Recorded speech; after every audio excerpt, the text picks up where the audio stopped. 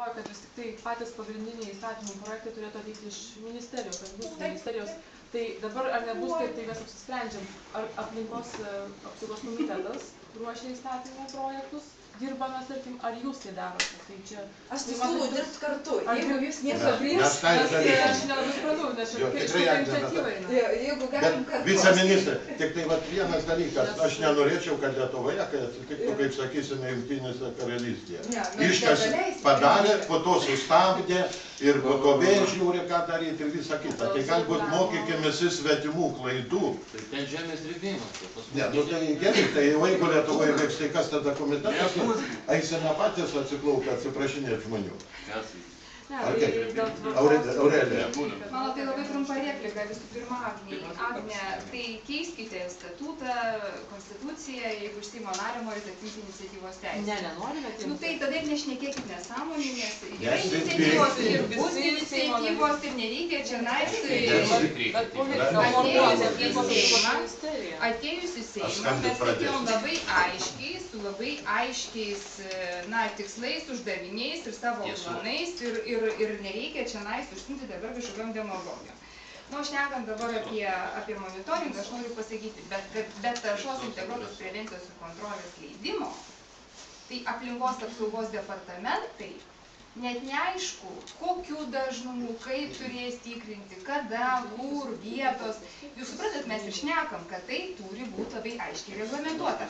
Dar vienas dalykas, su kuo mes susidūrėm, kai turėjom tas didžiulės danų kiaulių fermas, kad vandens monitoringo Lietuvoje lygiai taip pat niekas nedaro. Žmonėm būdavo pasakoma, taip, žmonėm buvo pasakoma, kad jeigu jūsų netenkina vandens kokybė, imkit ir darykitės. Ir aš jums galiu atvežti krūvą gyventojų pridarytų monitoringų, kur savomis lėšomis jie užsakinėjo ir atliko monitoringus, nes tiesiog higienos tarnybos, sanitarinės tarnybos nieko blogo vandenyje nematydavo. Tyrimų rezultatai būdavo labai skirtingi. Tai čia dabar išnekėkime apie tai, kad mes dar dėja Lietuvoje vieną šnekam, o kitą darom. Pas mus taip nesigauna, kad visos institucijos atstovaujančios aplinkos apsaugą dirbtų ranka rankon. Ne, tai aš jums pritariu, kad rizikos yra labai daug ir galbūt ta kokybė netenkina šiandien dienai tokia, kokia yra, bet mes jeigu imamės iniciatyvos ir mūsų bent jau aplinkos ministerijos pozicija, kad mes tą kontrolę darysim labai griežtą. Jeigu reikės, pasimsim ekspertus, galbūt iš kitur surasim. Galbūt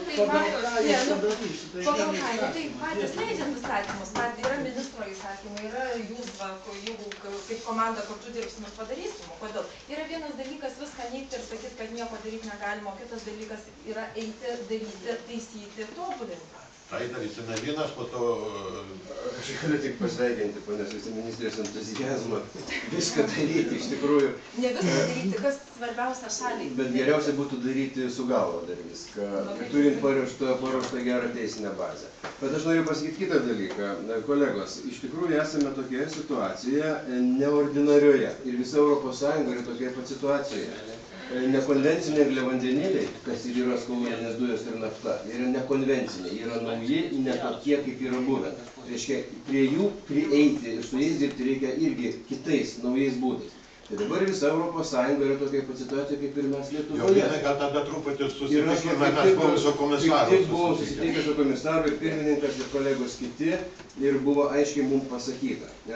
Europos komisija, be tų studijų, kurias yra atlikęs Europos parlamento užsakymų, Potočniko aplinkos komisaro, tiksliau visos komisijos užsakymų yra atlikti buvo 3 studijos, rimtos, geros studijos, dėl ekonominio prasmingumo, dėl CO2 įtakos klimato kaitai ir dėl aplinkosauginio dalyko tarša vandeniu žmonių sveikatai. Tai po viso šito komisija priėmė sprendimą, kad jiem yra daugiau klausimų negu atsakymų, čia Potočniką cituoju, yra daugiau klausimų negu atsakymų ir dėl to komisija įsitraukė į savo šių metų darbų programą iki metų galo duoti aiškius atsakymus, tai kas jiem neaišku. Konstatuota buvo keletas dalykų, kad netgi ne tai, kad Lietuvos, bet Europos Sąjungos teisinė bazė yra nepakankama šiuo metu vykdyti skalūninio angliavandenilių gavybą, žvalgybą ir visą kitą.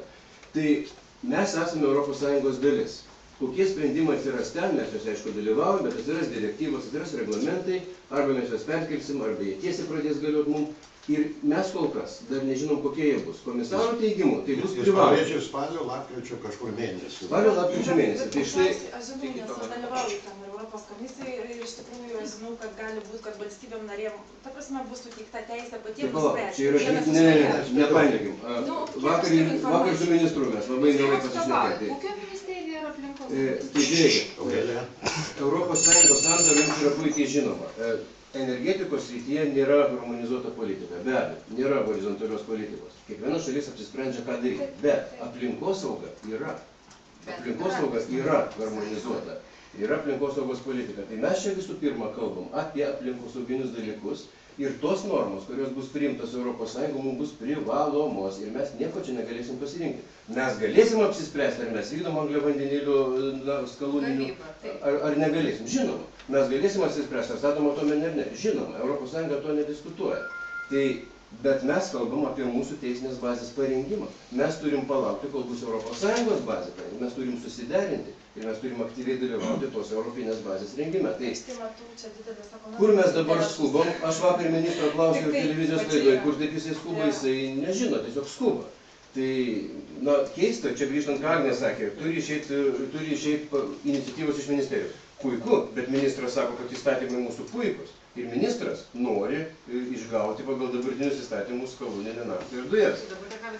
Tai mes manom, o mes komitete manom, mes priėmėme sprendimą, kad tai yra pavojinga. Galiu dar kartą pasakyti, jo, kad iš tikrųjų mes tikrai matome, tikrai pritariu ir gerbiamai Seimo nariai, kuris sakė, yra tikrai daug netobulumų teisiniai baziai. Tikrai sutinkam. Ir mes sakom, kad iš tikrųjų pasižiūrim, aš tikrai ir ministras nemanau, kad sako, kad viskas yra tobulai ir gražu. Aišku, reikia tobulinti ir tvarkyti. Bet dabartinė situacija mes ką matome, kad žvalgybą stabdyti nereikėtų. Ir žvalgyboje reikėtų didesnę daryti procesinę kontrolę. Aš dar kartą tą patį pasakysiu. Atjunkite žvalgybą nuo išgavimo. O pirmininkė, prieš gavybą turės būti daromas pilnas paras. Tai duokit patys įstatymą. Poveikio aplinkai vertinimo įstatymai nėra skalūninių. Jūs kalbat taip, lyg būtų įstatymai, kurių nėra. Kolegos, pereiname balaganą. Jūs ateinate į komitetą nelabai pasiruošę. Jūs sakote, žiūrėkite, teisinė bazė iš tikrųjų, Aurelija, kaip pasakiau. būk gerutė, paprašyk, kada suteikčiau. Teisinė bazė yra tikrai tokia, kad aš labai atsakingai sakau, poveikio aplinkai vertinimo nereikia dabar atlikti skalūninių dujų gavybai. Tai žiūrėkit, ar jūs girdit? Ne, tai aš noriu paklausti direktorius, nes man direktorius, kuris konkrečiai kuruoja, aš dar noriu pasitikslinti tada, kad prieš gavybą turi būti daromas pavas. Pagal ką?